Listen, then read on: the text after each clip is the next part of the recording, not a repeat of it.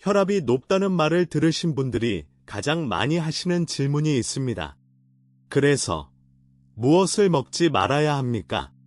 그런데 사실 더 중요한 것은 무엇을 먹느냐보다 언제 먹느냐입니다. 우리 몸의 혈압은 하루 종일 같지 않습니다. 낮에 올라갔다가 밤에는 자연스럽게 내려가는 것이 정상적인 흐름입니다. 그런데 저녁 식사가 잘못되면 밤에 충분히 떨어져야 할 혈압이 그대로 유지됩니다. 혈관은 쉬어야 할 시간에 계속 일을 하게 되는 것입니다. 오늘은 혈압이 걱정되는 분이 저녁에 특히 조심해야 할 6가지를 질병관리청과 대한고혈압학회의 자료를 바탕으로 하나씩 짚어드리겠습니다. 지금 드시는 약이 있다면 절대 임의로 조절하지 마시고 그대로 드시면서 들어주세요. 첫 번째는 저녁상의 국물입니다. 찌개, 국, 탕, 라면, 국물. 한국인의 저녁상에서 가장 빼기 어려운 것이면서 나트륨이 가장 많이 들어오는 통로입니다. 세계보건기구는 하루 나트륨 섭취를 2000mg 아래로 권고합니다. 소금으로 치면 하루 5g, 티스푼 하나 정도입니다. 그런데 우리 국민의 평균 섭취량은 이 권고량을 크게 웃돕니다. 찌개 한 그릇의 국물을 다 드시면 그것만으로 하루 권고량의 절반 가까이 채워지기도 합니다. 나트륨이 많이 들어오면 몸은 그 농도를 맞추려고 수분을 붙잡습니다. 혈액의 양이 늘어나고 혈관벽에 가해지는 압력도 함께 올라갑니다. 그래서 짜게 먹은 날 밤에는 혈압이 잘 내려가지 않습니다. 완전히 끊으실 필요는 없습니다. 현실적인 방법은 따로 있습니다. 건더기는 드시고 국물은 남기시는 것입니다. 나트륨의 대부분은 건더기가 아니라 국물에 녹아 있습니다. 이것 하나만 지키셔도 저녁 나트륨은 눈에 띄게 줄어듭니다. 두 번째는 젓갈과 장아찌 같은 절인 반찬입니다. 이런 반찬들은 한 번에 드시는 양이 적습니다. 그래서 대수롭지 않게 여기기 쉽습니다. 그런데 절임 음식은 애초에 소금으로 보존하는 음식입니다. 같은 무게로 비교하면 소금 농도가 가장 높은 축에 듭니다. 젓갈 한 숟가락, 장아찌 몇 조각이 국 한 그릇만큼의 나트륨을 낼 수 있습니다. 특히 저녁에 밥맛이 없을 때 이런 짠 반찬으로 밥을 넘기는 습관이 문제가 됩니다. 밥은 적게 드시는데 나트륨은 오히려 더 들어오는 것입니다. 김치도 마찬가지입니다. 완전히 끊자는 이야기가 아닙니다. 다만 저녁 한 끼만이라도 절임 반찬의 가짓수를 하나로 줄여보세요. 대신 무침이나 나물, 데친 채소를 곁들이시면 됩니다. 짠맛에 익숙해진 입은 2주에서 3주면 서서히 싱거운 맛에 적응합니다. 처음이 어려울 뿐 시간이 해결해주는 부분입니다. 세 번째는 햄과 소시지, 베이컨 같은 가공육입니다. 간편하고 손이 덜 가고 아이들도 잘 먹습니다. 그래서 저녁 반찬으로 자주 오릅니다.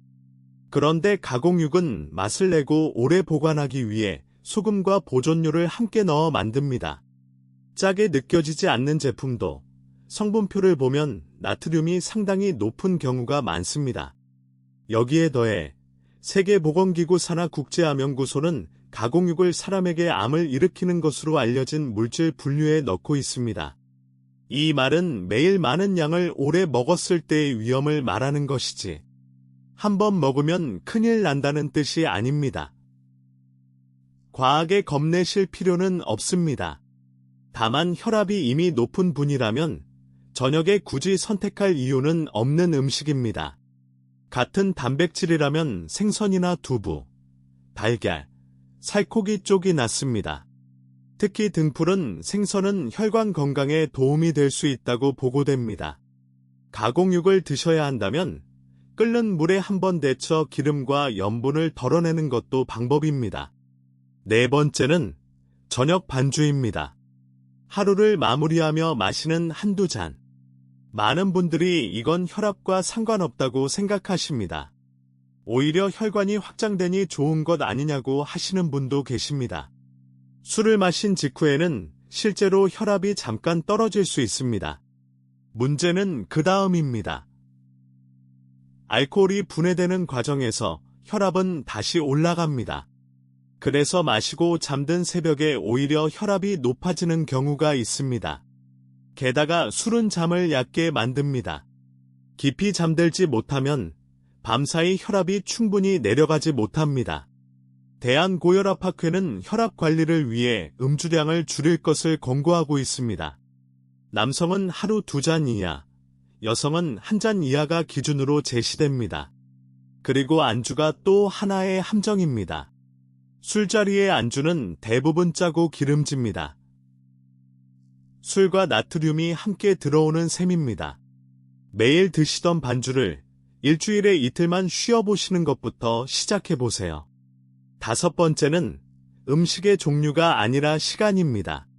잠들기 3시간 이내에 드시는 음식, 즉 야식입니다. 앞서 말씀드렸듯이 혈압은 밤에 내려가는 것이 정상입니다. 그런데 잠들기 직전에 음식이 들어오면 몸은 소화를 위해 다시 활동을 시작합니다. 심장이 더 뛰고 혈액이 소화기관으로 몰립니다. 쉬어야 할 시간에 몸이 깨어 있게 되는 것입니다.